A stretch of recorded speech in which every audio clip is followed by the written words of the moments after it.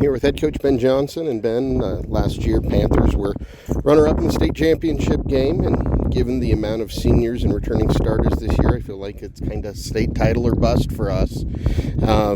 What are some of the things you did in the offseason that you hope are going to help you achieve the goal of getting that state championship?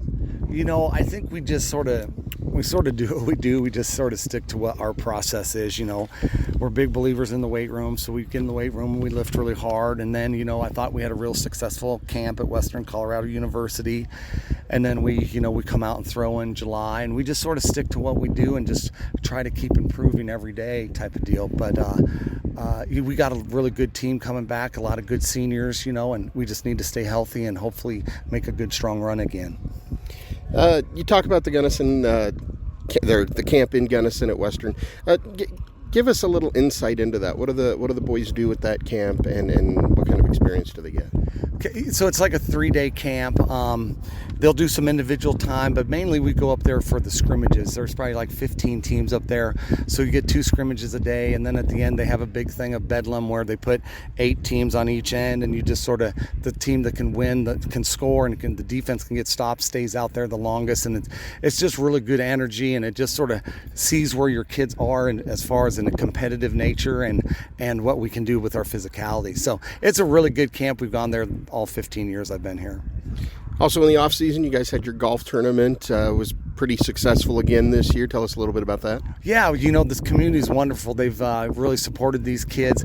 This was the biggest golf tournament we had since I've been here. I think we had 32 teams, and we maxed out real quick. And a lot of donations and a lot of help to fund football. And it's a very expensive sport. People need to understand that. But it was really good. I really appreciate this community. So, also in the off season, a couple of key players suffered some injuries. How's their recovery going?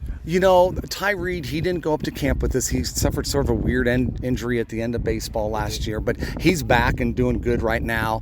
The one injury that's still very concerning is Isai Carrillo. He got hurt up at camp, and in the very first scrimmage, it was just sort of a fluke thing, but his knee is still very injured, and I don't know what his status is right now. So I don't know if he'll be available for the first game or not. Okay. What's the availability of Ty? Ty's very available. He's good to go. He's in a battle right now with Landon Clay at the quarterback position. Landon had a great camp and a great summer, and Ty's a very good quarterback too, and so they're just sort of battling it out right now. Okay.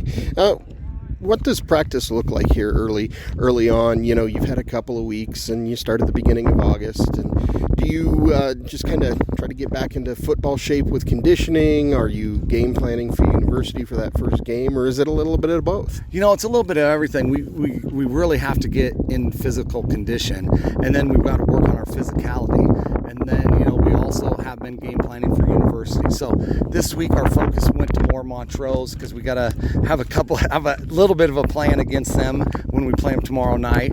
But the first week was university, this week's Montrose, and then next week will be university again. And you have that scrimmage against Montrose. The team's returning a lot of starters, which is definitely a benefit. Are there any additions to the starting lineup or players that are stepping up to fill key substitution roles? Frazier has had a really nice camp. He's done a great job. Clayton Cryer's done a really nice job. I think you're going to see great things from Brett Leho. A lot of those kids got some time last year, but not a ton, but they'll have crucial roles with us this year. So they've looked really good, and we're going to need their contributions because we lost good kids like Connor Workman and Gavin Brewer and Clay Sandridge. So Lance Porter's also done a very nice job. So those are all seniors that just need to step up, and they're doing a great job so far.